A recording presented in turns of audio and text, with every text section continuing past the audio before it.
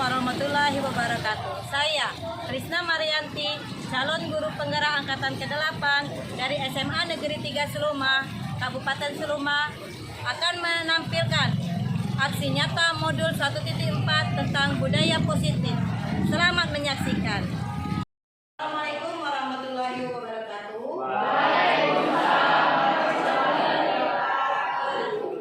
Bagaimana kabarnya anak? Baik. Alhamdulillah sehat ya.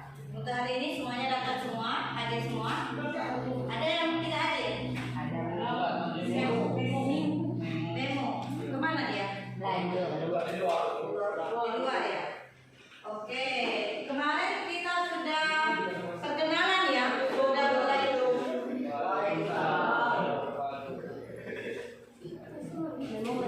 sini memo.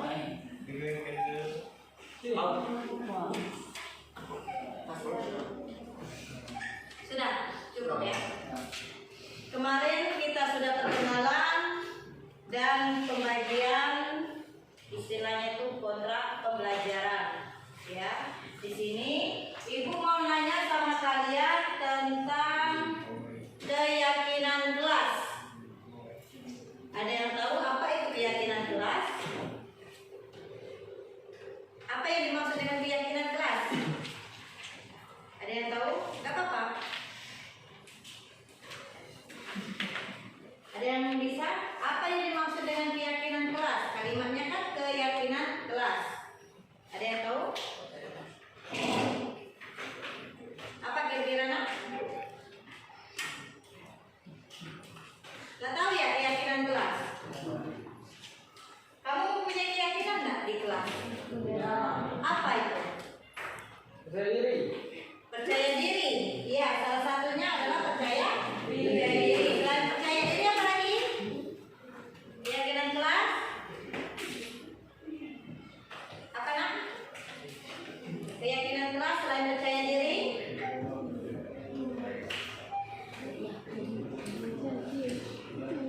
Apa lagi nak? Keyakinan kelas, ada yang tahu apa yang dimaksud dengan keyakinan kelas?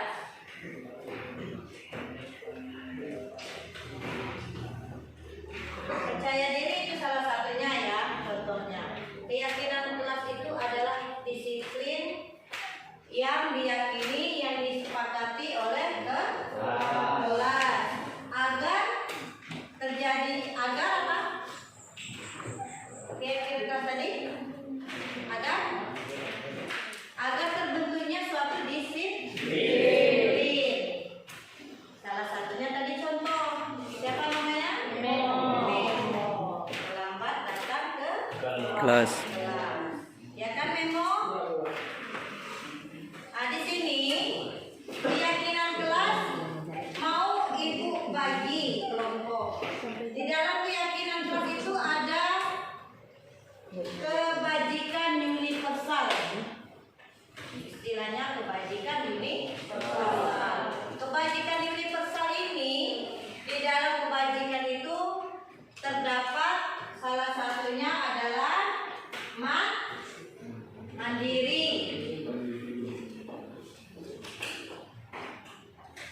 Mandiri yang pertama. Yang kedua, beriman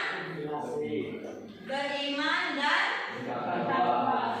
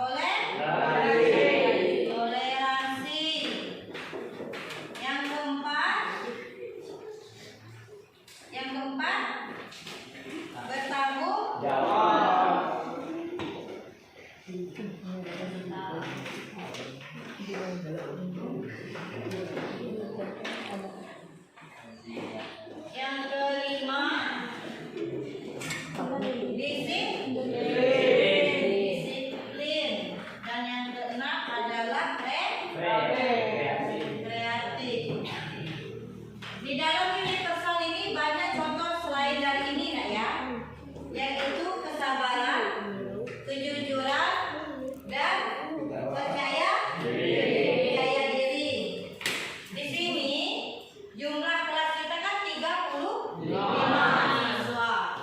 Jadi ibu bagi kelompoknya menjadi 6 kelompok. Menjadi 6 kelompok. Ini mulai dari kelompok 1, kelompok 2, kelompok 3, 4, 5 dan 6. Ibu sebutkan ya nama-namanya. Perhatikan dan didengarkan. Kelompok pertama Ahmad Gili, Anggra, Memo, Anissa, Edi, dan Putri. Itu kelompok 1. Kelompok 2 Alvin, Asal, Mezi, Dilta, Rana, dan Rizka. Kelompok 3 Albert, Fd 2 kali ya? Iya. Berarti Fd-nya di kelompok 3 aja. Fd, N Alvin, L Chelsea, Gracia, dan Sakina. Kelompok 4 Alfredo, Firman, Farel, Cindy, Intan, dan Yurman. Kelompok 5 Andra, Kiki, Radi, Dinda, Nur, dan Yanes ya. Kelompok 6 Anggoro, Akbar, Tela, Dinda, Putri, Suci. Yang mana yang 2 kali? Yang Putri 1 lagi ya? Nah, yang Hafiza masuk di yang namanya 2, Dinda ya? Iya. Dinda di kelompok 5. Dinda di kelompok 6, dirimu di kelompok 5. Ada pertanyaan? Yang Dinda ini siapa namanya? Hafiza. Yang ini pertama masuk di kelompok 1. Siapa? Tiana di kelompok 6. Silakan duduk di kelompok mejanya masing-masing.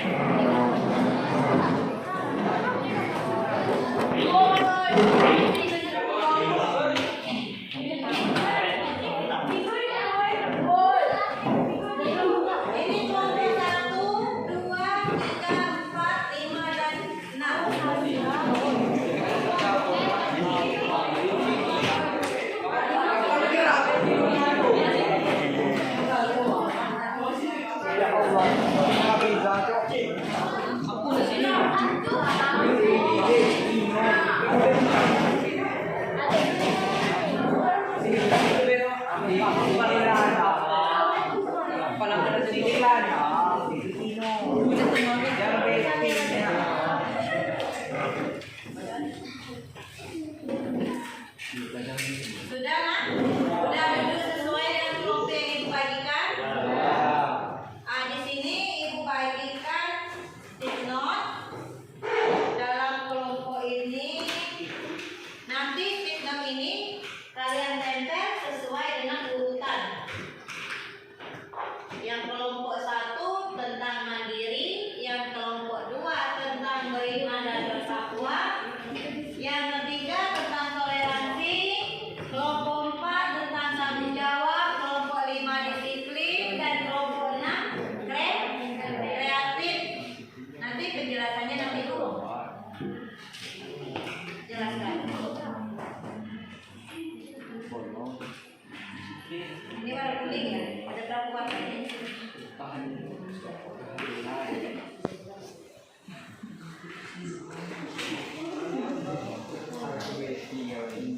Sebelum ditulis di stick note, ditulis dulu di kertas 1 lembar biar kawannya bisa menulisnya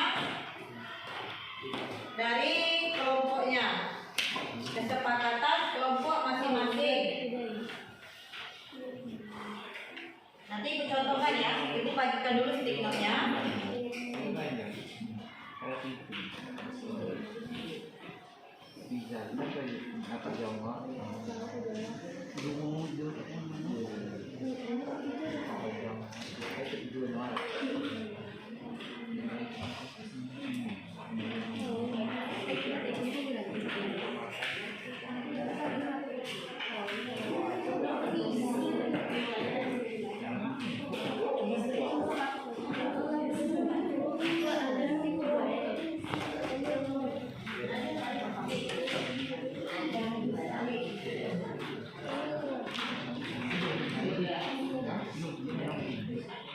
Perhatikan, keyakinan kelas itu sendiri adalah kesepakatan kalian masing-masing.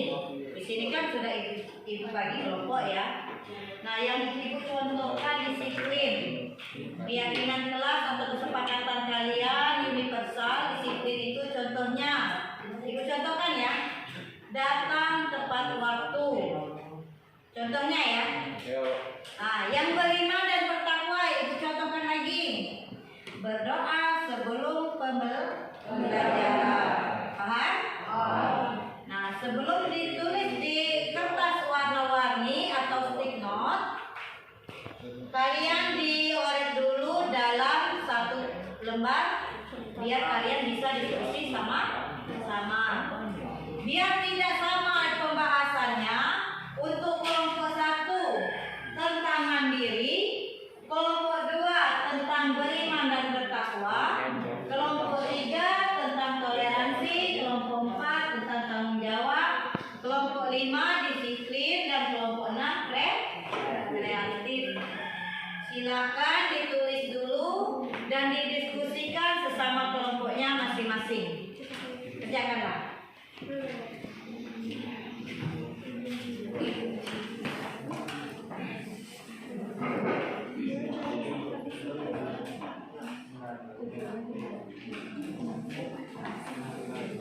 Cukup satu lembar aja, nggak usah terlembar-lembar. Jadi satu lembar itu dikomunikasikan atau dirembukan sesama kelompoknya masing-masing. Minimal 3 contoh. Jadi kan sticknote-nya kan ada 2 ya, 2 lembar. Jadi satu lembar itu juga isinya per 3. Jadi 6 contohnya ya. 6 ya.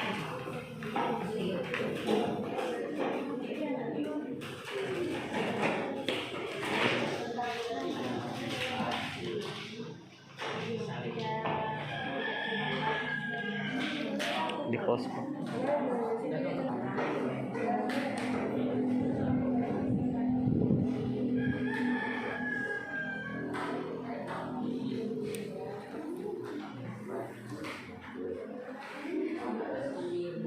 Yang kelompoknya sudah boleh ditempel sesuai dengan yang disepakati.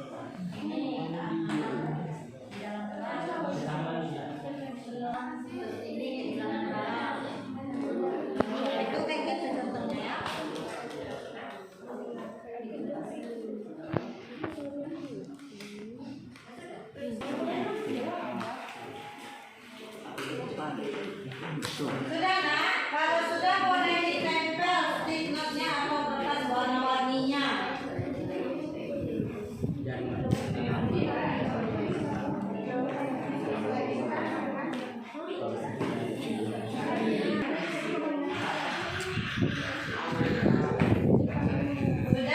Kalau sudah didiskusikan, silakan ditulis di kertas. Sudah selesai, baru ditempel di papan tulis.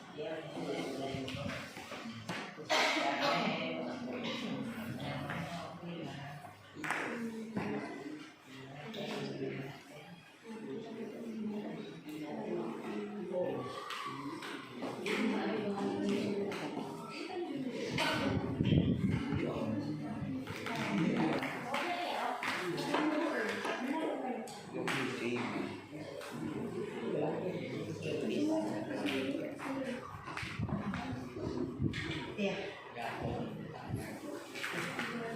Tinggal lagi.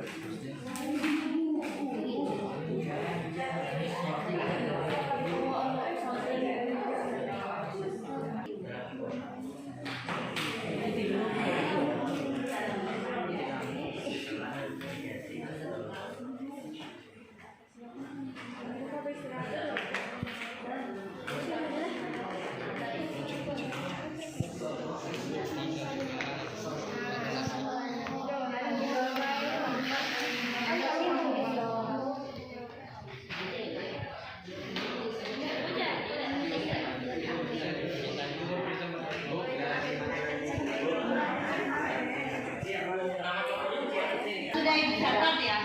Jadi nanti ada. Iya.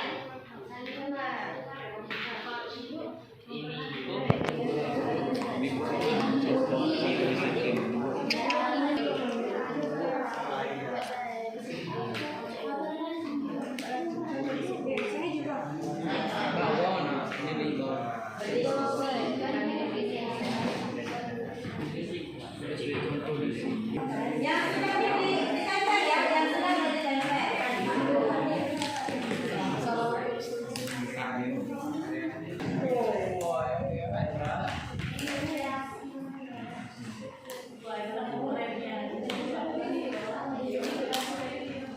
Itu kelompok 5 ya. Silakan ditulis dan ditempel.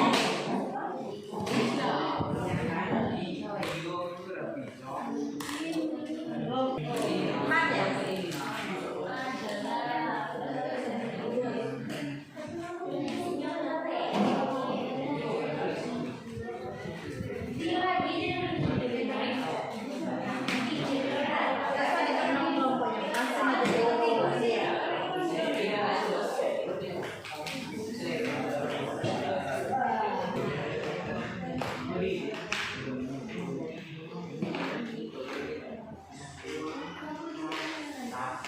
Ayo, yang kelompok 1, kelompok 2, kelompok 4.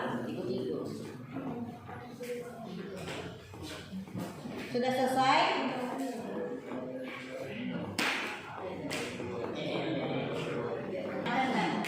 Ditempel sesuai dengan kelompoknya.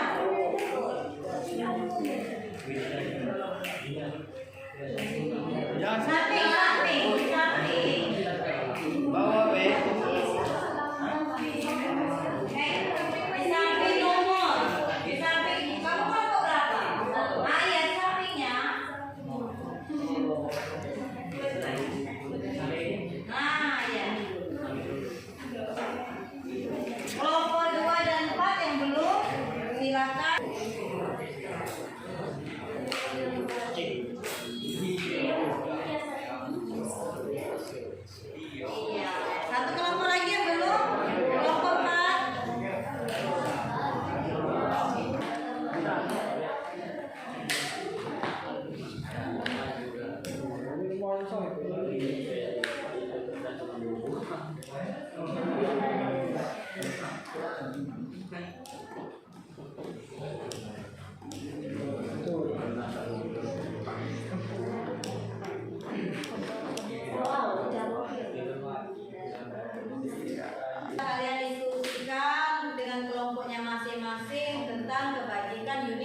universal. Di sini sudah ada kesepakatan setiap kelompoknya masing-masing.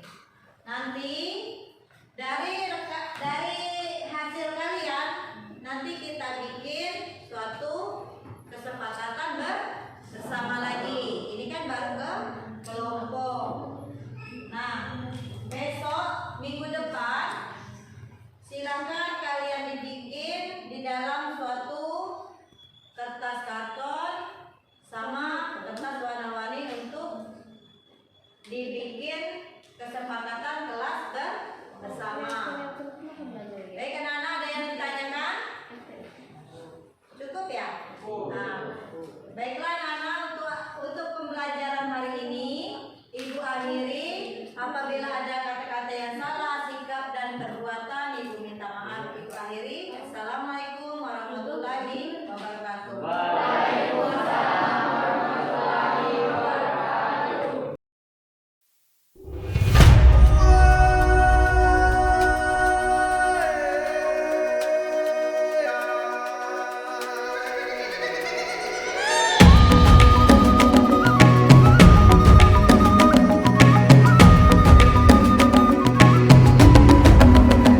Bangun dan bukalah matamu, saatnya meraih mimpimu.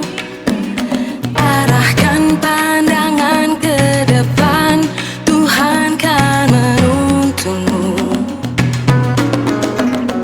Sadarilah masa berganti, tantangan kan kita hadapi. Bergandeng tangan untuk negeri, era kita menanti berseri. Kita belajar Pancasila, kita bernafas dalam sila-silanya. Kita belajar Pancasila, ayo kita jaga untuk Indonesia. Bersatu dalam perbedaan, berpegang tangan dan berlari. Singkirkan egomu, oh kawan, demi negeri ini. Jadilah generasi emas, cerdas berkarakter itu kita. Berjuang dan harus berani, kita terus torehkan prestasi. Zaki, tadi Ibu lihat kamu sedang bermain game pada saat pembelajaran fisika. Kenapa itu bisa terjadi? Iya Bu, maaf. Tadi saya bosan saat belajar fisika Bu. Jadi supaya nggak bosan, saya bermain game Bu. Ada yang lainnya? Saya sebenarnya juga nggak mau main game Bu. Tapi apa? ada kelas sebelah mengajak saya bermain game Bu. Yang sebenarnya tidak sabar dengan yang kosong. Apa kamu tahu? Kamu sekarang sedang dalam masalah. Iya Bu. Zaki, di sini Ibu bukan untuk mencari siapa yang salah, siapa yang benar. Ibu di sini untuk mencari penyelesaian bersama, berpikir bersama tentang apa yang bisa kita lakukan untuk memperbaiki situasi ini. Zaki pasti melakukan itu ada alasannya kan? Pasti selalu bermain game sehingga bisa menghilangkan kebosanan di kelas. Iya Bu. Ibu bisa melihat tadi kalau kamu merasa senang melakukannya karena kamu merasa tidak bosan lagi. Tapi yang Zaki lakukan itu merugikan orang lain karena teman-teman kamu sedang belajar sehingga mereka merasa terganggu dengan bunyi suara game yang Zaki mainkan. Iya Bu. Sekarang mari kita bicara tentang keyakinan kelas kita, apa yang kita percaya dan mana yang belum kamu tunjukkan. Kita harus saling menghormati Bu. Betul sekali. Kamu masih ingat dengan keyakinan kelas kita? Nah, sekarang kita kembali saat kamu bermain game tadi. apakah ketika Zaki bermain game tadi sudah menghormati orang lain atau Zaki sendiri? Belum, Bu. Tapi kamu mendapatkan rasa senang kan? Menurut Ibu, ada cara untuk mendapatkan rasa senang tanpa harus merugikan orang lain. Bagaimana menurut Zaki? Iya, Bu. Nah, sekarang mari kita selalu mengindahkan keyakinan kelas kita, dan apakah Zaki tahu apa yang harus Zaki lakukan untuk memperbaikinya? Ya, Bu, saya minta maaf kepada Ibu dan teman sekelas. Saya berjanji untuk tidak akan mengulanginya lagi. Sekali lagi saya mohon maaf, Bu. Baiklah, permohonan maaf Zaki Ibu terima. Sekarang kembalilah ke kelas untuk mengikuti pembelajaran selanjutnya dan lakukan apa yang kamu lakukan, sampaikan dengan teman-teman kamu. Ya, Bu. Zaki janji. Zaki balik kelas dulu ya, Bu. Terima kasih, Bu. Iya, sama-sama Zaki. Semoga kamu menjadi orang yang hebat di kemudian hari. Kembalilah ke kelas. Ya, Bu. Assalamualaikum. Bersama.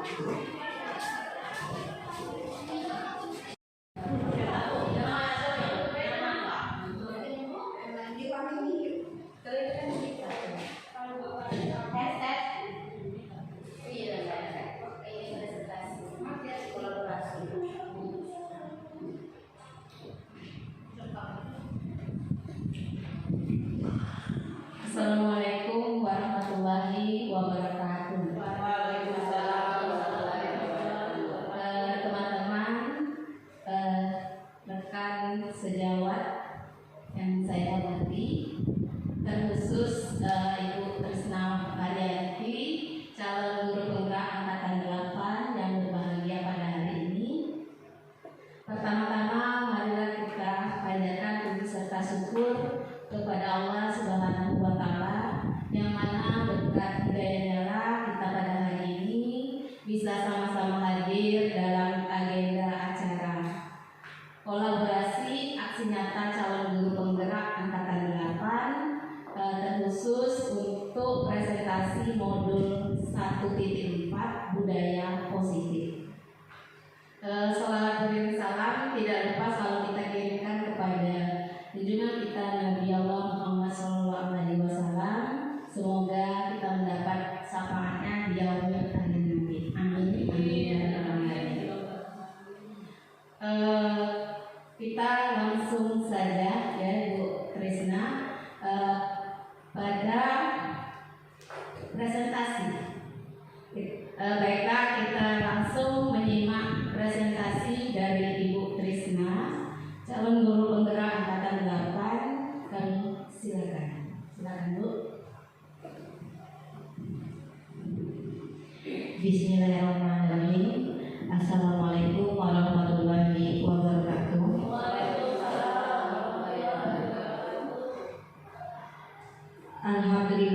Alhamdulillahirabbil alamin. Assalatu wassalamu ala asrofil anbiya'i wal mursalin wa ala alihi wa sahbihi ajma'in. Pertama-tama saya selaku pribadi meminta maaf kepada teman-teman atau ibu guru karena telah menyita waktu untuk mengajar, untuk berkolaborasi aksi nyata calon penggerak dengan modul 1.4 budaya positif. Di sini saya selaku calon guru penggerak angkatan ke-8 bukan berarti saya lebih tahu dari ibu-ibu. Cuma kita di sini sama-sama belajar dan sama-sama menggali ilmu apa yang telah kita lalui, yang selama ini kita belum tahu apa itu budaya positif, apa itu profil Pancasila dan lain-lain. Di sini saya selaku calon guru penggerak angkatan ke-8 mengajak rekan-rekan atau teman-teman untuk kita saling belajar di sini untuk mewujudkan mimpi kita dengan pada anak murid agar anak murid sesuai apa yang kita inginkan sesuai dengan profil Pancasila. Baiklah, Teman-teman, untuk membuka ini saya ingin menyampaikan pantun terlebih dahulu untuk mencairkan suasana. Kalau ada yang salah, saya minta maaf ya. Pohon randu banyak durinya, tangan bermain, kaki melangkah, sambut pagi dengan gembira, semoga kita mendapat berkah. Amin. Bapak Ibu, Ibu, karena di sini tidak ada bapak-bapaknya lagi banyak kerjaan. Izinkan saya memaparkan materi yang selama ini saya dapatkan selama menjadi calon guru penggerak angkatan ke-8. Di sini saya memaparkan bukan berarti saya lebih pintar atau lebih dari ibu-ibu ya. Karena di sini disuruh atau berkolaborasi bersama rekan-rekan sejawat.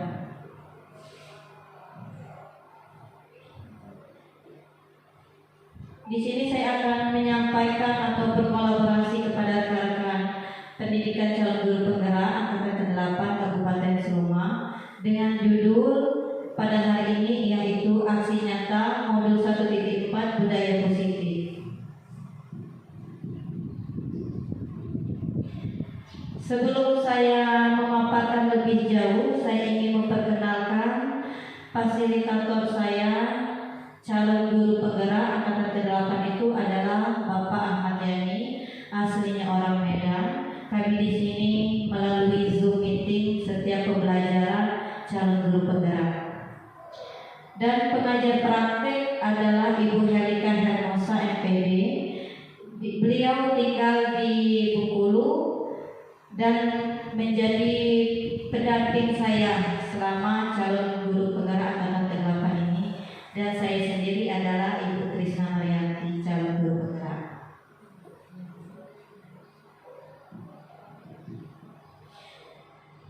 Selama ini kita tahu filosofi pemikiran Ki Hajar Dewantara.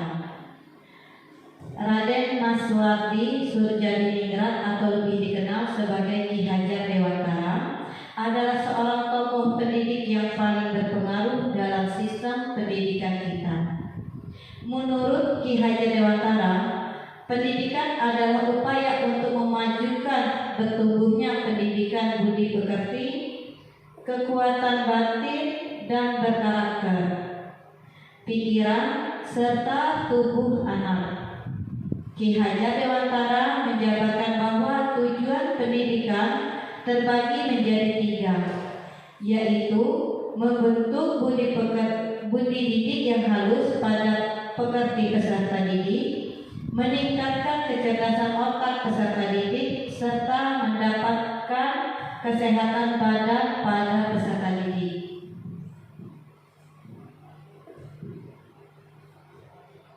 Untuk mencapai tujuan pendidikan tersebut, maka pendidikan harus memiliki kesatuan konsep yang jelas, yang sering disebut dengan peribahasa oleh Ki Hajar Dewantara, yaitu ing ngaso sung tulodo, yang artinya sebagai guru atau pendidik harus bisa menjadi teladan untuk semua peserta didik.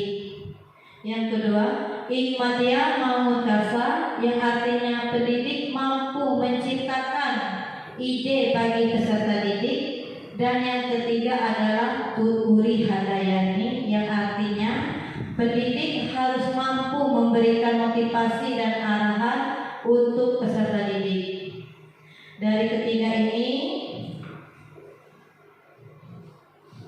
salah satu tanggung jawab seorang guru adalah bagaimana menciptakan suatu lingkungan positif yang terdiri dari warga sekolah yang saling mendukung, saling belajar, saling bekerja sama, sehingga tercipta kebiasaan-kebiasaan baik dan tumbuh menjadi karakter-karakter baik warga sekolah. Dan pada akhirnya karakter-karakter itu kebiasaan baik akan membentuk suatu budaya positif.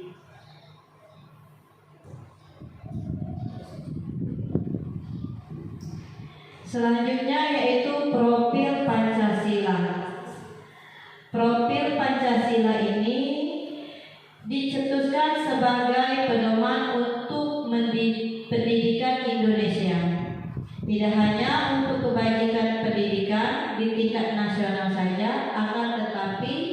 diharapkan juga menjadi pegangan untuk para pendidik dalam membangun karakter anak di ruang belajar yang lebih kecil. Pelajar Pancasila di sini berarti pelajar sepanjang hayat yang kompeten dan memiliki karakter sesuai nilai-nilai Pancasila.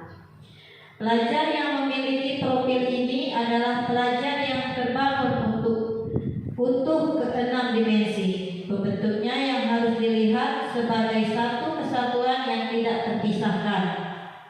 Apabila satu dimensi ditiadakan, maka profil tersebut menjadi tidak bermakna. Di sini ada profil Pancasila. Yang pertama itu adalah beriman, bertakwa kepada Tuhan Yang Maha Esa dan berakhlak mulia. Berkebinekaan global, bergotong royong, kreatif, bernalar kritis dan mandiri. Ibu-ibu, di sini kita mencakup profil Pancasila ini. Beriman, bertakwa kepada Tuhan Yang Maha Esa, berakhlak mulia. Kalau seandainya tidak ada iman dan tidak ada akhlak seorang siswa, kira-kira apa yang terjadi, ibu-ibu?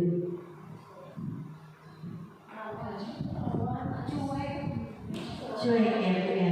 Masa bodoh, nakal, kelakuan tidak bermoral, Bu ya. Itu salah satunya kalau seandainya seorang pendidik, seorang siswa kepada seorang pendidik itu tidak beriman dan tidak berakhlak, akan terjadi suatu karakter yang tidak baik untuk siswa itu sendiri. Yang selanjutnya, berkebinekaan global.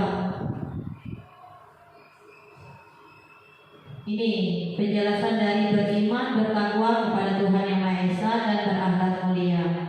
Murid dengan dimensi profil ini berarti murid tersebut mengamalkan nilai-nilai agama dan kepercayaannya sebagai bentuk religiusnya, percaya dan menghayati keberadaan Tuhan serta memperdalam ajaran agamanya yang tercermin dalam perilakunya sehari-hari, sehingga bentuk penerapan pemahaman terhadap ajaran agamanya. Yang kedua, berkebinekaan global, yaitu murid dengan dimensi profil ini merupakan seorang murid yang berbudaya, memiliki identitas diri yang matang, mampu menunjukkan dirinya sebagai representasi budaya luhur bangsanya, serta terbuka terhadap keberagaman budaya daerah, nasional, dan global. Yang selanjutnya yaitu gotong royong. Seorang murid yang memiliki dimensi gotong royong berarti murid tersebut mampu berkolaborasi dengan orang lain dan serta proaktif mengupayakan pencapaian kesejahteraan dan kebahagiaan orang-orang yang ada dalam masyarakatnya. Murid tersebut juga sadar bahwa ia tidak hidup sendiri, memiliki kesadaran diri sendiri sebagai bagian dari kelompok, sehingga perlu ada usaha dari dirinya untuk membantu pencapaian kebahagiaan kelompoknya. Jadi kalau tidak ada gotong royong, istilahnya tuh tidak bisa ya, Bu ya. Karena kita hidup di dunia ini tidak bisa hidup sendiri, perlu bantuan orang lain, termasuk saya ibu-ibu. Di sini saya juga membutuhkan bantuan ibu-ibu juga untuk mencapai profil Pancasila atau sesuai dengan kemarin yang saya sampaikan sebagai visi saya kemarin ibu-ibu ya. Tanpa kerjasamanya ibu-ibu mungkin suatu visi, baik itu visi saya maupun visi sekolah, tidak akan tercapai. Yang selanjutnya yaitu mandiri. Seorang murid yang memiliki dimensi mandiri berarti murid tersebut mempunyai prakarsa atas pengembangan diri dan prestasinya, dan didasari pada pengenalan kekuatan serta keterbatasan serta situasi yang dihadapi, dan bertanggung jawab atas proses dan hasilnya. Murid yang memiliki dimensi ini juga mampu mengolah dirinya sendiri, mulai dari pikiran, perasaan, serta tindakan, untuk mencapai tujuan pribadinya ataupun tujuan bersama. Berarti di sini pada profil Pancasila, ibu-ibu, siswa dituntut untuk mandiri. Mandiri bukan berarti tanpa pertolongan orang lain.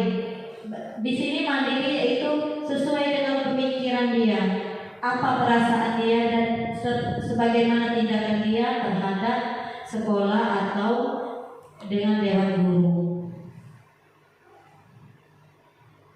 Yang selanjutnya profil Pancasila yaitu bernalar kritis.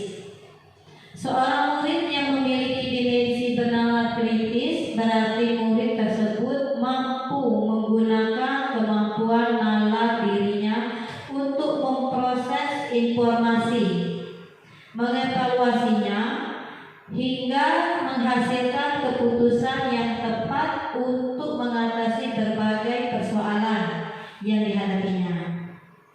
Murid tersebut mampu menyaring informasi, mengolahnya, mencari keterkaitan berbagai informasi, menganalisa, serta membuat kesimpulan berdasarkan informasi tersebut.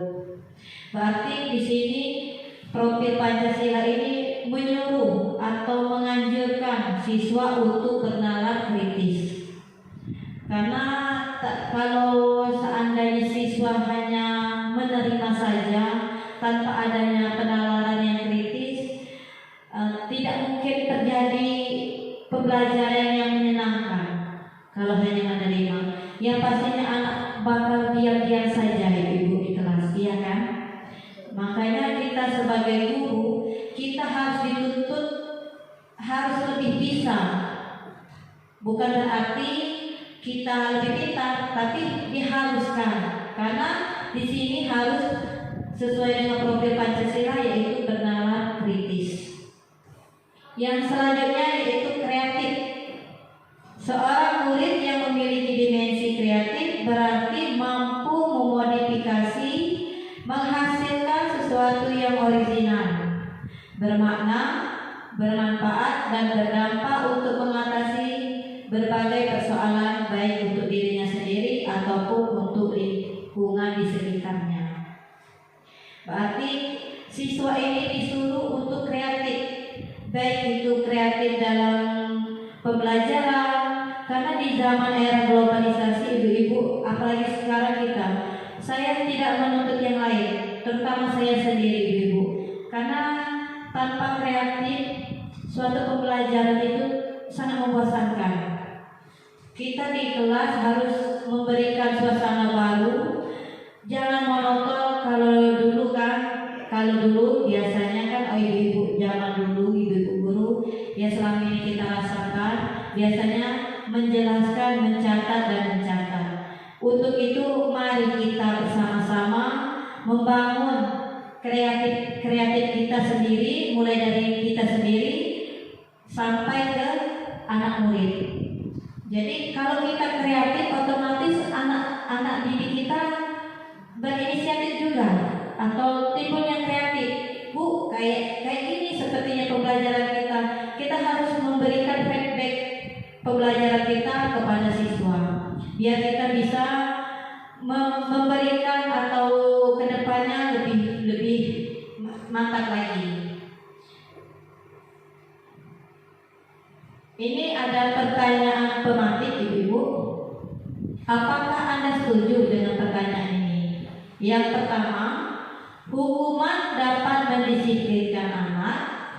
Yang kedua, pemberian hukuman dengan hal positif seperti membaca atau membersihkan halaman sekolah dapat meningkatkan disiplin anak. Dan yang ketiga, memberi penghargaan dapat meningkatkan motivasi belajar anak.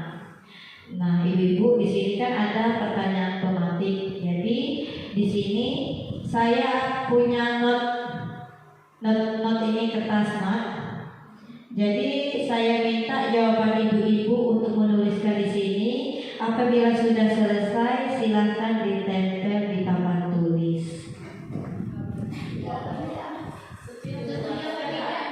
Iya, pertanyaan Anda setuju apa tidak? Hukuman dapat mendisiplinkan. Kalau ibu mempunyai alasan juga lebih bagus untuk dituliskan ibu. Itu sudah pernyataan itu ditulis. Iya. Setuju tidak? Nomor 1 setuju, nomor 2 setuju. Iya ibu. Ini kan ada 3 pertanyaan. Yang pertama, yang kedua, dan yang ketiga. Kalau ada penjelasan itu lebih baik. Kalau cuma jawab itu juga nggak apa-apa.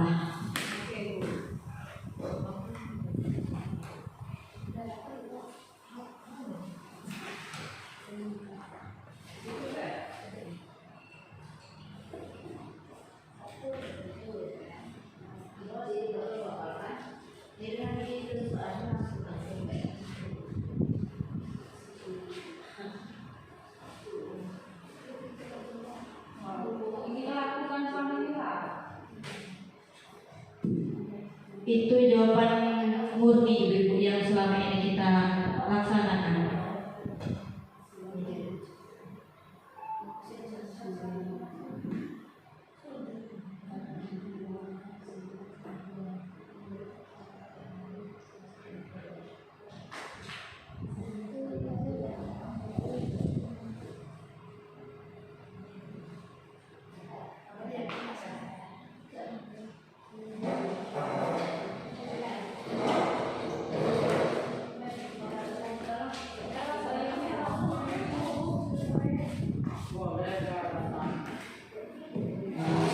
Ibu-ibu sambil menunggu, nikmati hidangan yang ada di atas meja, silakan ibu.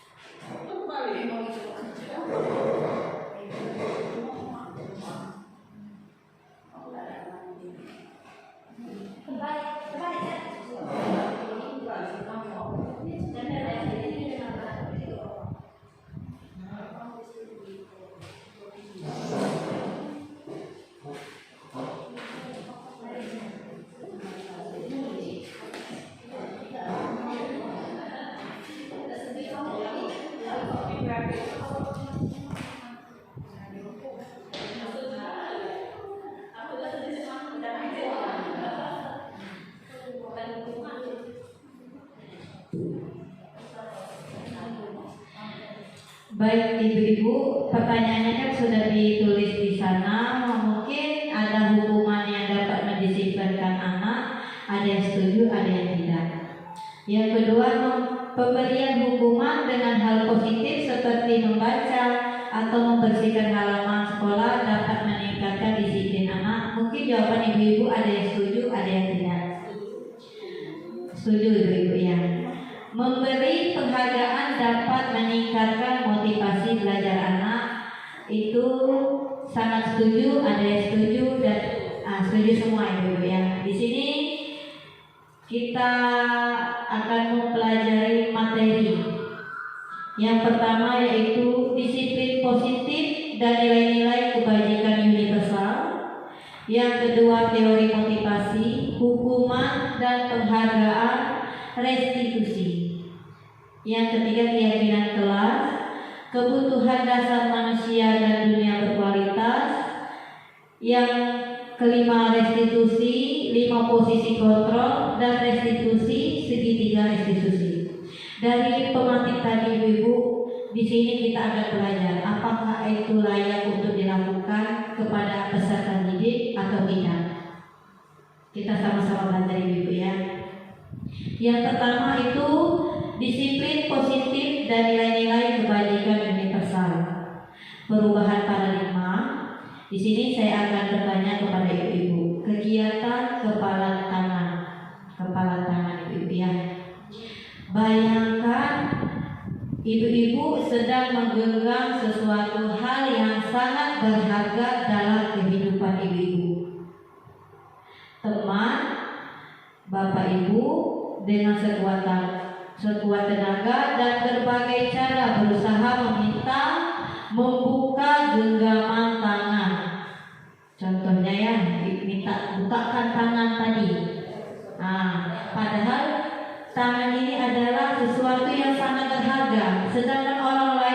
mampu berusaha semaksimal mungkin untuk membuka kepala ibu-ibu. Usaha tersebut yang dia lakukan yaitu membujuk, salah satunya mengancam, menghardik, merayu, menyuap, apa saja yang akan dapat membuka kepala tangan ibu-ibu. Kira-kira apa yang terjadi? Apa yang terjadi? Ibu-ibu bakal membuka tangan ibu sendiri dengan iming-iming yang tadi ada yang menghardik teman-teman tadi kan. Contohnya kayak gini ibu, nggak usah jauh-jauh di lingkungan sekolah kita. Kita berusaha untuk mencapai sesuatu yang positif. Di dalam suatu usaha itu otomatis kita kan berusaha untuk menggenggam tangan kita agar tercapai suatu tujuan itu. Sedangkan ada teman kita, rekan sejawat berusaha untuk menjatuhkan moral, menjatuhkan kita dengan cara membujuk teman-teman di sekelilingnya untuk membenci kita, membujuk teman-temannya untuk mengancam kita, serta menghardik ini istilahnya itu mengucilkan ya, kalau nggak salah, merayu, menyuap agar kita jatuh. Kira-kira apa yang ibu lakukan dengan kepala ibu itu sendiri? Kalau dengan keyakinan pasti yang kuat kita merasa benar, tetap itu dibuka, tidak akan membuka. Iya, tidak akan dibuka. Ini katanya sangat berharga bagi hati itu. Ini tidak akan membuka. Tidak akan dibuka oleh Ibu Cici ya, Ibu Gusti juga, Ibu Eni, Ibu Seti, Ibu Helvi, Ibu Peri dan Ibu Imelda. Tetap menggenggam ya Bu ya, walaupun apa yang terjadi. Iya, saya sangat setuju Bu apa yang Ibu lakukan, karena di sini jawaban ternyata yang mengendalikan kita itu untuk membuka atau untuk menutup adalah diri kita sendiri. Tergantung dengan kebutuhan dasar kita pada saat itu. Seperti yang saya omongkan tadi, walaupun teman sejawat, walaupun teman-teman yang lain menghardik, mencela, merayu, mengiming-imingi agar yang lainnya untuk membenci kita, kita tetap kokoh Bu ya. Tetap pada pendirian kita sesuai apa yang kita inginkan. Di situ ada perubahan paradigma yang dengan teori kontrol atau bisa disebut dengan ilusi kontrol. Ilusi guru mengontrol murid, ilusi bahwa kritik dan membuat orang merasa bersalah dapat menguatkan karakter. Ilusi bahwa semua penguatan positif, efektif, dan bermanfaat. Ilusi bahwa orang dewasa memiliki hak untuk memaksa. Iya, kira-kira itu. Sering ya, memaksa.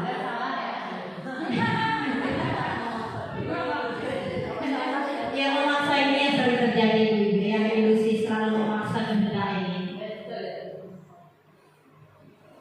Nah, di sini ada perubahan paradigma stimulus respon dengan teori kontrol. Di mana stimulus respon dengan teori kontrol ini, untuk yang stimulus respon, yang pertama itu realitas atau kebutuhan kita sama. Yang kedua, semua orang melihat hal yang sama. Salah ya? Kalau yang stimulus respon tadi realitas kebutuhan kita sama, untuk teori kontrolnya realitas kebutuhan kita berbeda. Pasti ya, ada yang sama, ada yang berbeda ya. Stimulus respon, semua orang melihat hal yang sama. Untuk yang teori kontrolnya, setiap orang memiliki gambaran berbeda. Iya ya. Stimulus respon, kita mencoba mengubah orang agar berpandangan sama dengan kita. Sedangkan teori kontrolnya, kita berusaha memahami pandangan orang lain tentang dunia. Iya, Ibu. Selanjutnya stimulus respon, perilaku buruk dilihat sebagai suatu kesalahan.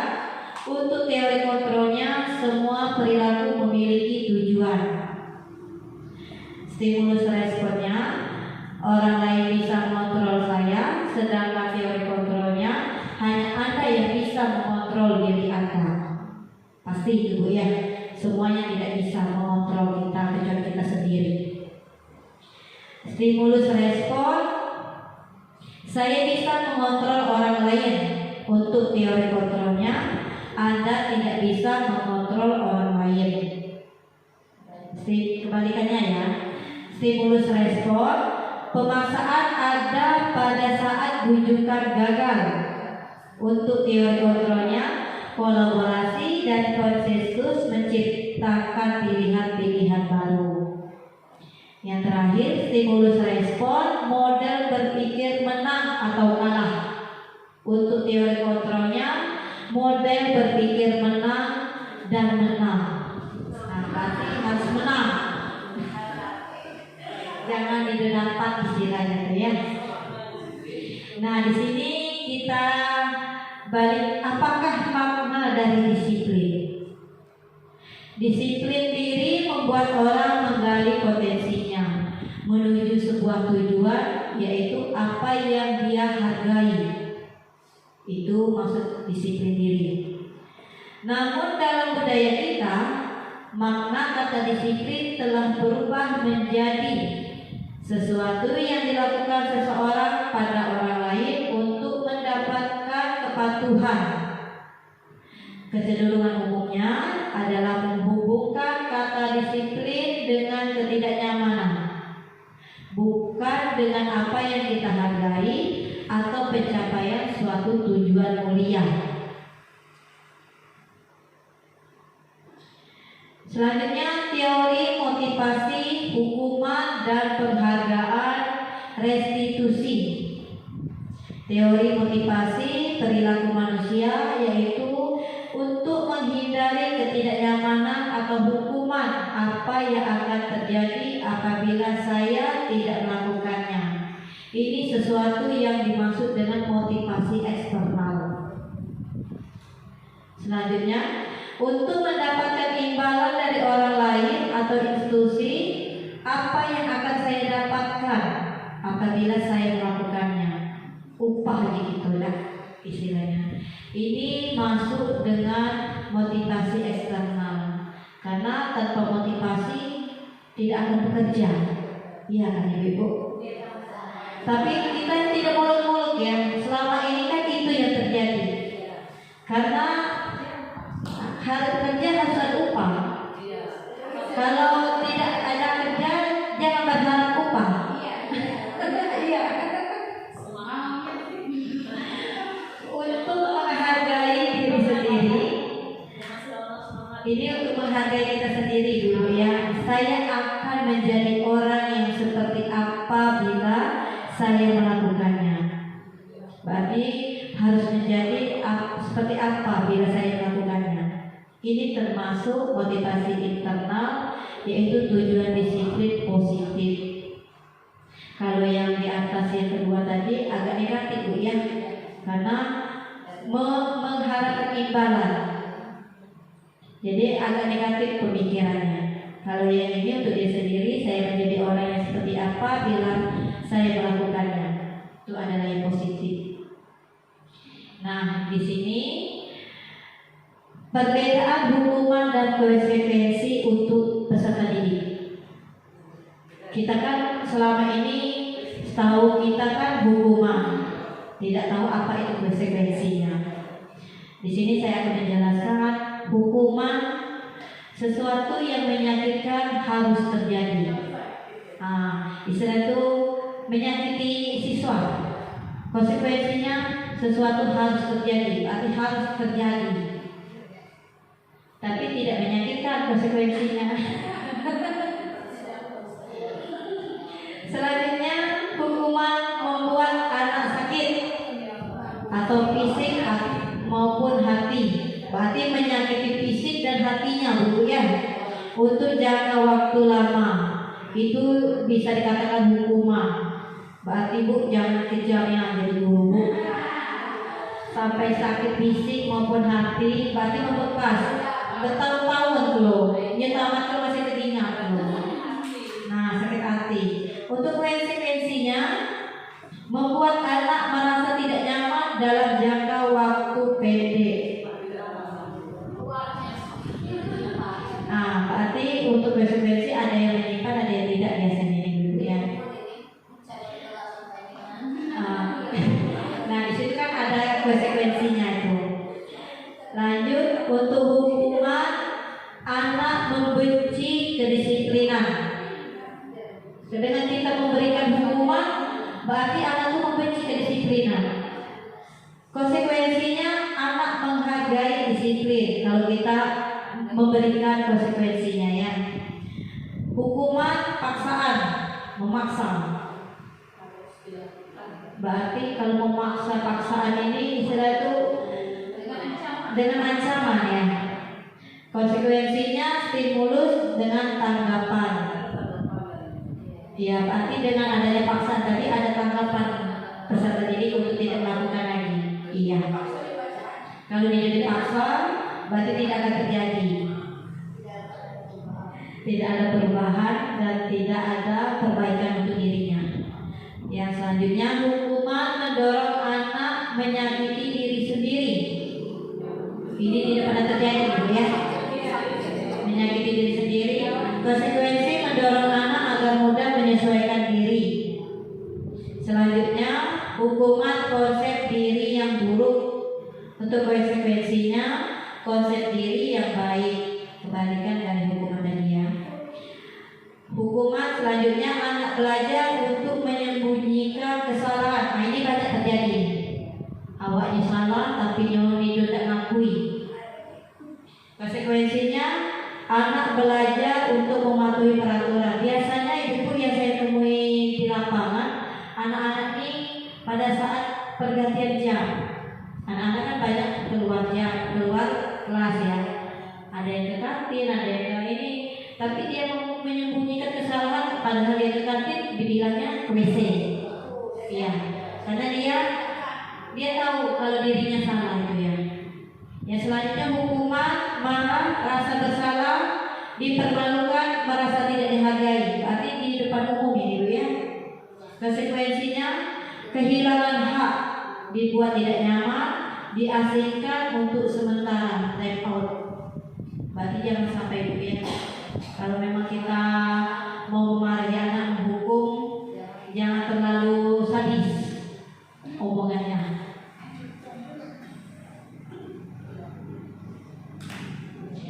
Nah ini tindakan guru. Tindakan guru ada hukuman atau konsekuensinya. Mencatat 100 kali di dalam buku kalimat, saya tidak akan terlambat lagi karena terlambat ke sekolah. Ini dinamakan hukuman. Hukuman itu. Ini agar efek jerahnya tidak terlambat lagi sebenarnya. Bagus sebenarnya ini. Karena ini hukuman memberikan efek jerah. Yang selanjutnya tindakan guru lari mengelilingi lapangan basket 2 kali karena terlambat hadir di sekolah. Hukuman. Jadi biar dia efek jerah tidak terlambat lagi datang ke sekolah. Murid diminta untuk push up 15 kali karena tidak menggunakan masker di sekolah. Tapi kalau kemarin masker ya, kalau ini biasanya push up 15 kali karena terlambat masuk kelas. Biasa dulu itu merupakan hukuman efek jerah. Sekerja kali cewek ya. Menggantikan kertas tugas teman yang telah dicoret-coret. Ini konsekuensi agar dia bertanggung jawab. Membersihkan tumpahan air di meja tulis karena tersenggol pada saat belajar. Konsekuensi itu ya, bukan hukuman. Kita nyuruh anak ngelap tuh, berarti konsekuensinya karena dia melupakan. Resiko. Murid disuruh untuk tidak mengenakan sepatu keseharian di sekolah karena tidak mengenakan sepatu hitam. Nah, ini hukuman ini. Biasanya anak memakai sepatu warna-warni. Lanjut, lari mengelilingi lapangan basket 2 kali karena terlambat 10 menit untuk pelajaran PJOK. Konsekuensi karena dia terlambat 2 kali.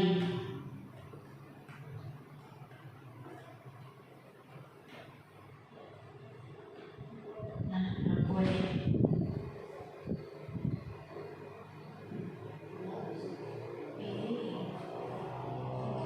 Sinyal ini ibu, karena saya menggunakan aplikasi Canva. Canva ini harus terkoneksi dengan internet. Jadi kalau tidak ada internet, Canva tidak akan berjalan. Sebenarnya untuk pembelajaran ibu-ibu kita sama-sama belajar ya. Di sini sambil menunggu. Alangkah baiknya kita menggunakan media untuk pembelajaran, biar anak-anak merasa, wih bagus nih ya ibu itu menampilkan materi, penjelasannya lebih ringkas. Kita juga tidak payah-payah lagi untuk mencatat. Ini yang Canva ini bagus sekali ibu, karena di sini kita bisa memberikan tugas lewat Canva juga bisa, karena menggunakan belajar IT.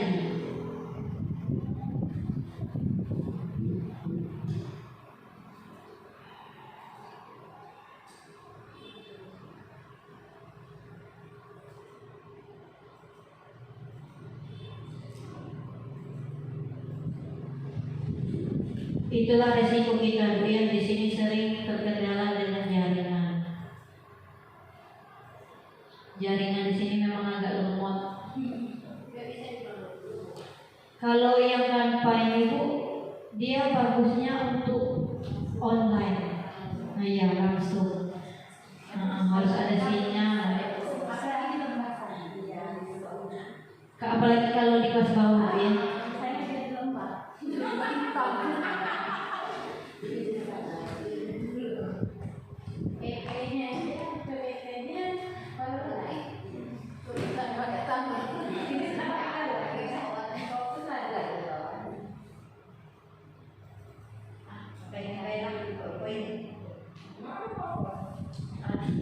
Ada PowerPoint, cuma kurang menarik Bu. Kurang menarik. Tapi isinya sama.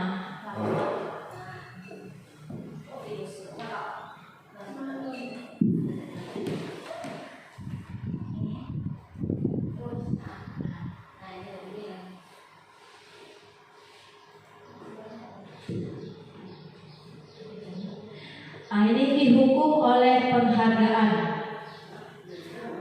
Penghargaan menurunkan kualitas. Kalau kita menghukum dengan ada penghargaan, berarti penghargaannya menurunkan kualitas kita dulu. Penghargaan mematikan kreativitas. Berarti maksudnya kayak gini Bu. Ini penghargaan mengurangi motivasi intrinsik. Kalau seandainya kita menghukum anak dengan cara mengeluarkan imbalan, penghargaan lah istilahnya itu kan, pujian atau penghargaan itu tidak akan membuat dia efek jerah dan menurunkan kualitas kita sebagai seorang pendidik dan mematikan kreativitas kita sebagai pendidik, serta mengurangi motivasi intrinsik kita sebagai pendidik kepada peserta didik ibu-ibu ya. Jadi kalau bisa jangan sampai kita memberi hukuman dengan cara memberikan imbalan. Biasanya ibu-ibu ini rugi kalau ngasih imbalan ya.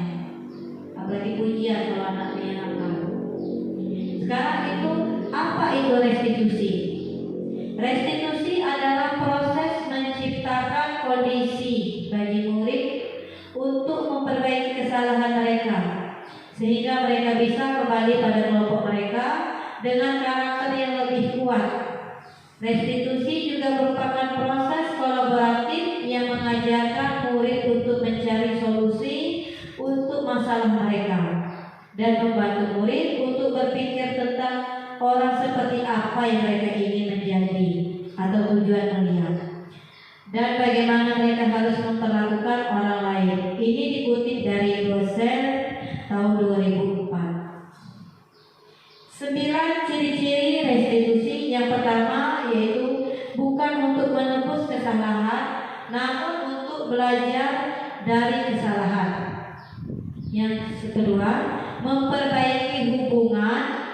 Dan yang ketiga, tawaran bukan paksaan. Yang selanjutnya, restitusi menuntun untuk melihat ke dalam diri. Restitusi untuk mencari kebutuhan dasar yang mendasari tindakan. Restitusi diri adalah cara yang paling baik. Restitusi fokus pada karakter bukan tindakan.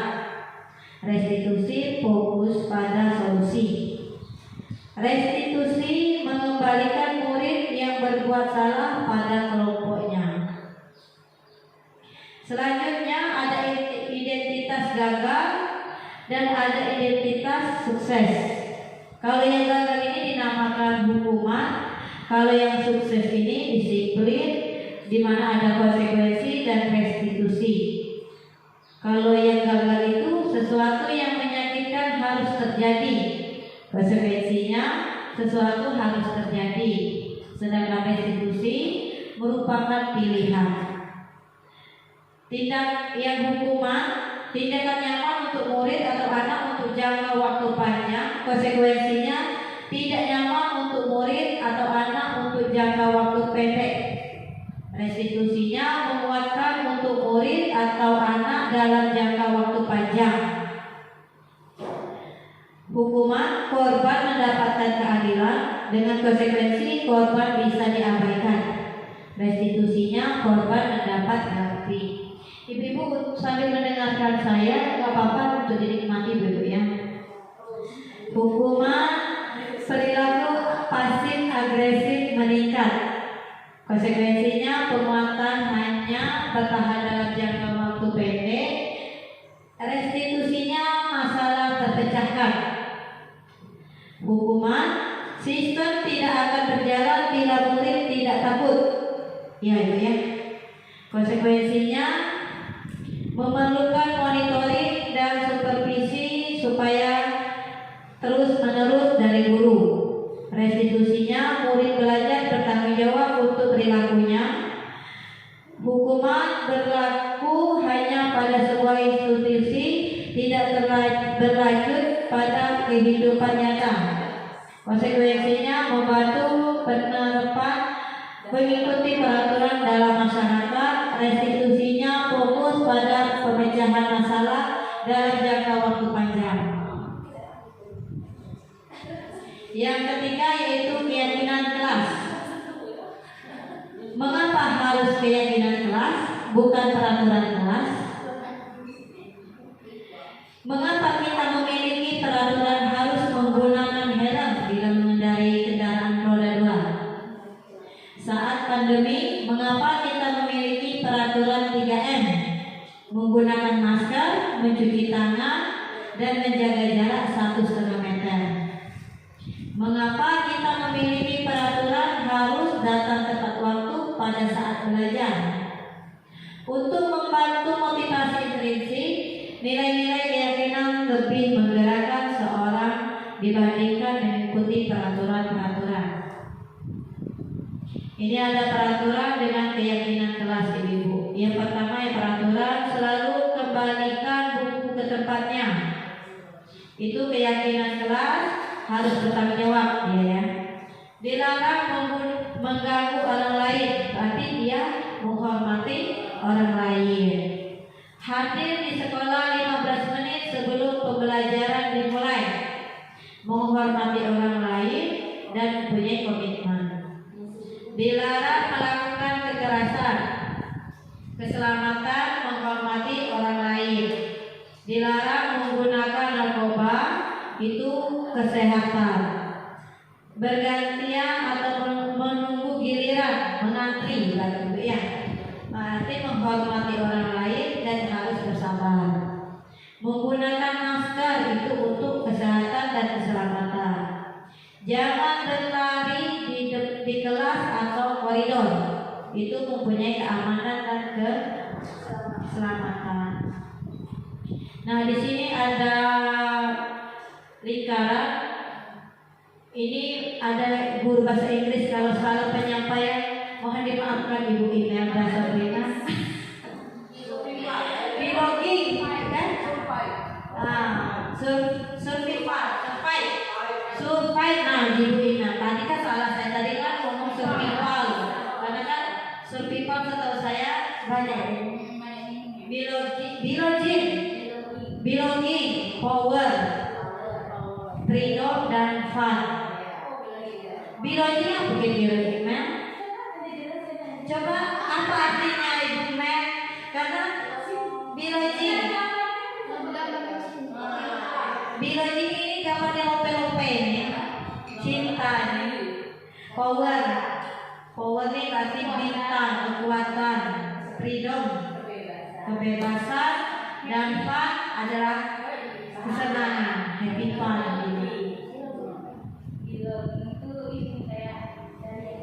Keyakinan diri sendiri. Nah ini ada 5 keyakinan hati dari hati kita sendiri ya.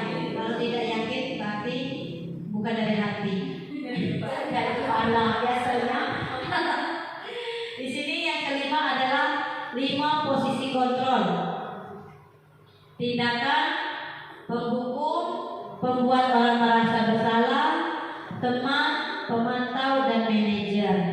Kalau tindakan ini ada guru berbuat, guru berkata, ada hasil, murid berkata, dan dampak pada murid. Itu tindakan. Sedangkan penghukum itu isinya menghadik, menunjuk-nunjuk, menyakiti, menyindir. Contohnya, kalau kamu tidak melakukannya, awas ya, rasakan. Nah, itu kata-katanya. Kalau hasilnya, anak ini bisa memberontak, menyalahkan orang lain dan berbohong. Pasti dia berkata, biarkan saja, nanti juga marah-marah lagi. Biasanya ini anak galaknya terus ngomong ini ya. Dampak pada muridnya mengulangi kesalahan selanjutnya. Berarti hukumnya jangan sampai gitu berkata seperti itu dulu ya. Dan sini kan dapat ilmu kan. Membuat orang lain merasa bersalah, berceramah dan mengatakan seharusnya. Ibu kecewa, ibu stres, ibu pusing biasanya. Guru berkata, kamu harus tahu, ibu lelah sekali. Mengatakannya ibu stres. Hasilnya menyembunyikan, menyangkal, dan berbohong. Pasti murid berkata, maafkan saya Bu, biasanya. Dia merasa rendah diri. Untuk teman, membuatkan alasan-alasan untuk muridnya. Ayolah lakukan demi ibu. Masa kamu tidak mau? Ingat tidak ibu pernah bantu? Ini kalau kita lakukan ini ya. Ini sebenarnya pengalaman pribadi sebenarnya ini ya. Ini hasilnya ketergantungan. Yang murid berkata, saya pikir ibu atau teman saya, ternyata begitu. Efek sampingnya, dampak dari itu lemah, tidak mandiri dan tergantung. Pemantau, menghitung dan mengukur. Kata ibu guru, apa peraturannya? Akan menggunakan menyisir hasil, menyesuaikan diri bila diawasi. Murid berkata, berapa banyak bintang yang saya harus peroleh? Berapa halaman yang harus saya tulis? Contohnya itu memberikan hukuman ini. Dampak pada murid, menitik beratkan pada sanksi atau hadiah untuk dirinya. Manajer ini istilahnya itu guru ya. Guru berbuat mengajukan pertanyaan. Tanyanya, apa yang kita yakini? Apa yang bisa kau kerjakan untuk memperbaiki kesalahan ini? Ini menekankan anak ibu ya. Untuk hasilnya menguatkan pribadi peserta didik. Murid berkata, bagaimana caranya saya bisa memperbaiki keadaan atau kesalahan? Efeknya mengevaluasi diri, bagaimana cara memperbaiki diri. Nah, ini yang sering kita tidak tahu, segitiga restitusi. Segitiga restitusi ini ada menstabilkan identitas, validasi kebutuhan, dan menanyakan keyakinan. Kalau menstabilkan identitas itu, setiap orang pasti pernah melakukan kesalahan. Kamu bukan satu-satunya yang pernah melakukan ini. Itu menstabilkan identitas kita untuk kesalahan siswa. Menanyakan keyakinan bunyinya, nilai-nilai apa yang telah kita sepakati dalam ASIAT itu adalah perjanjian kelas pembelajaran. Kamu ingin menjadi orang seperti apa? Itu menanyakan keyakinan kesalahannya agar tidak terulang lagi. Untuk validasi kebutuhan, kamu tentu punya alasan mengapa melakukan kesalahan itu. Adakah cara yang lebih efektif untuk mendapatkan apa yang kamu butuhkan? Nah, ini penjelasannya ibu ya. Menstabilkan identitas untuk membuat anak yang salah menjadi positif terhadap dirinya. Itu kita harus berkata, guru berkata, berbuat salah itu hal yang manusiawi. Tidak ada manusia yang sempurna. Semua orang pasti pernah salah. Kita pasti bisa menyelesaikan masalah ini. Bapak Ibu tidak tertarik untuk mencari tahu siapa yang benar dan siapa yang salah. Ibu lebih tertarik untuk menyelesaikan masalah. Kalau kamu menyalahkan dirimu sendiri terus-menerus, apakah kamu bersikap baik pada dirimu sendiri? Ini untuk menstabilkan identitas kesalahan anak. Validasi kebutuhan, membantu siswa mengenali kebutuhan dasar yang ingin dipenuhinya ketika melakukan kesalahan itu. Guru berkata, kamu bisa saja kan melakukan hal yang lebih buruk, tapi kamu tidak melakukannya kan? Kamu pasti punya alasan mengapa melakukannya. Apa yang penting bagi kamu? Kamu boleh tetap berusaha menjaga sikap itu, tapi tambahkan sikap yang lain yang baru. Selanjutnya, maukah kamu belajar cara lain untuk mendapatkan yang kamu butuhkan tanpa harus memukul? Apakah kamu bisa melakukan dengan lebih baik besok lagi? Itu menanyakan keyakinan. Ini menanyakan keyakinan. Anak melihat kesalahannya dihubungkan dengan norma sosial dan nilai-nilai yang mendasari manusia berinteraksi dengan orang lain. Guru berkata, apa nilai yang kita percaya di kelas atau di sekolah kita?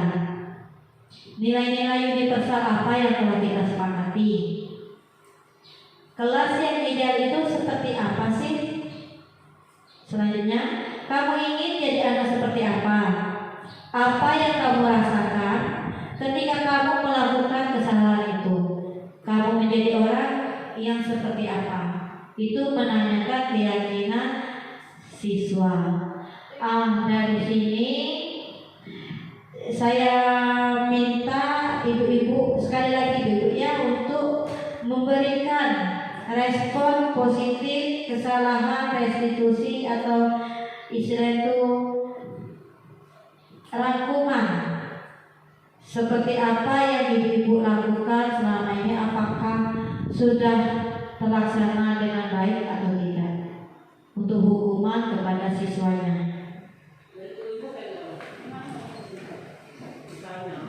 Contohnya, apakah ibu-ibu sudah melakukan hukuman sesuai restitusi tadi atau belum? Kalau ada memberikan penjelasan lebih baik, kalau tidak juga tidak apa-apa.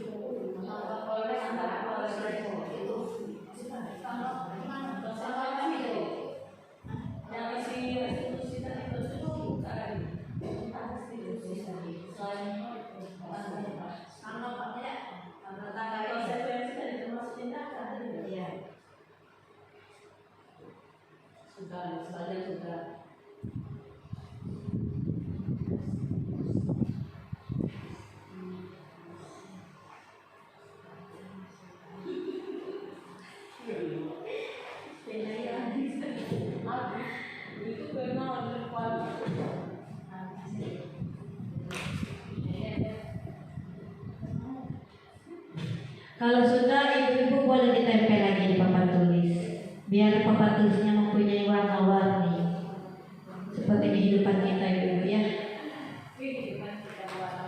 Warna-warni, ada yang susah, ada yang senang.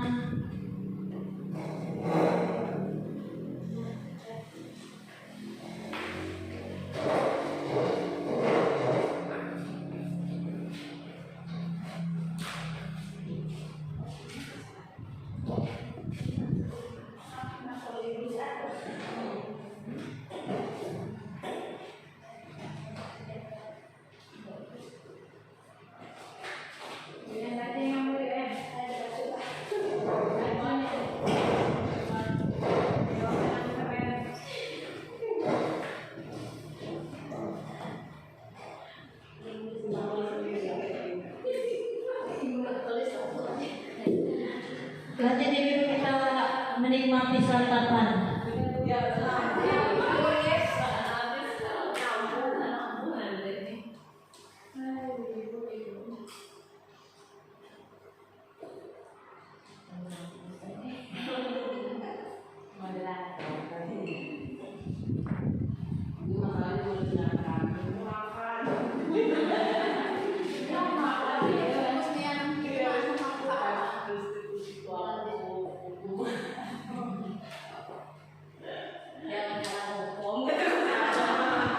Nah ibu-ibu, lu dia dapat materi ini, kalau bisa jangan sampai salah untuk menghukum anak. Nah di sini ini lengkap sudah presentasi saya atau kolaborasi mengajak rekan-rekan saling belajar bersama. Untuk menutup kolaborasi saya ini, saya ingin menyampaikan pantun lagi ibu. Karena tadi kan dibuka dengan pantun, berarti ditutup dengan pantun. Nah, kalau dijawab mantap, ya, maka lebih mantap lagi. Siang-siang pergi ke kota. Jangan lupa beli alpukat. Demikian presentasi saya. Semoga bisa bermanfaat. Amin ya rabbal alamin. Saya akhiri. Wassalamualaikum warahmatullahi wabarakatuh. Saya kembalikan dengan moderator.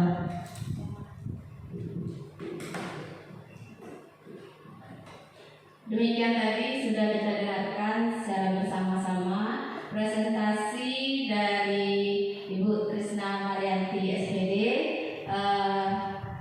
Semoga apa yang disampaikan tadi bermanfaat untuk kita semua. Kita bisa mengambil garis besar maksud dari budaya positif yang harus kita terapkan pada saat kita melaksanakan pembelajaran di sekolah ini. Yang muaranya nanti kita bisa menciptakan insan-insan atau anak didik kita yang bisa menggambarkan profil pelajar Pancasila. Sekali lagi terima kasih kepada Ibu Trisna atas ilmunya. Kita akhiri kegiatan pada hari ini dengan mengucapkan